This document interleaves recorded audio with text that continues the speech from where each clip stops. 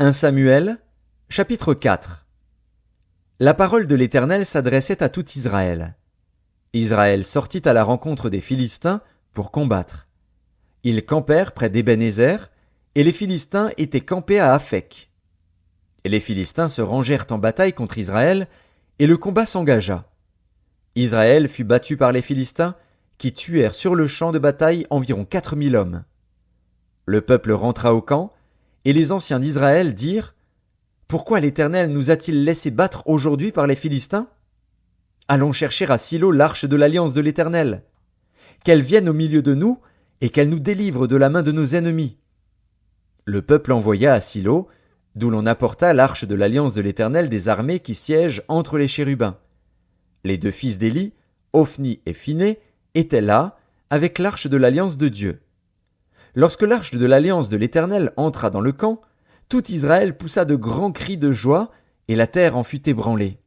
Le retentissement de ces cris fut entendu des Philistins, et ils dirent: Que signifient ces grands cris qui retentissent dans le camp des Hébreux? Et ils apprirent que l'arche de l'Éternel était arrivée au camp. Les Philistins eurent peur, parce qu'ils crurent que Dieu était venu dans le camp. Malheur à nous, dirent-ils, car il n'en a pas été ainsi jusqu'à présent. Malheur à nous! Qui nous délivrera de la main de ces dieux puissants? Ce sont ces dieux qui ont frappé les Égyptiens de toutes sortes de plaies dans le désert. Fortifiez-vous et soyez des hommes, Philistins, de peur que vous ne soyez asservis aux Hébreux comme ils vous ont été asservis. Soyez des hommes et combattez! Les Philistins livrèrent bataille, et Israël fut battu. Chacun s'enfuit dans sa tente. La défaite fut très grande, et il tomba d'Israël 30 000 hommes de pied. L'arche de Dieu fut prise, et les deux fils d'Éli, Ophni et Phiné, moururent. Un homme de Benjamin accourut du champ de bataille et vint à Silo le même jour, les vêtements déchirés et la tête couverte de terre. Lorsqu'il arriva, Éli était dans la tente, assis sur un siège près du chemin, car son cœur était inquiet pour l'arche de Dieu.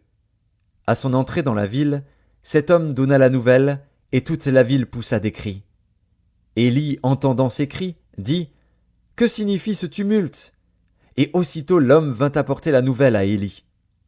Or Éli était âgé de 98 ans, il avait les yeux fixes et ne pouvait plus voir. L'homme dit à Éli: J'arrive du champ de bataille, et c'est du champ de bataille que je me suis enfui aujourd'hui.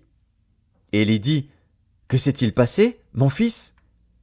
Celui qui apportait la nouvelle dit en réponse: Israël a fui devant les Philistins, et le peuple a éprouvé une grande défaite, et même tes deux fils, Ophni et Phiné, sont morts, et l'arche de Dieu a été prise.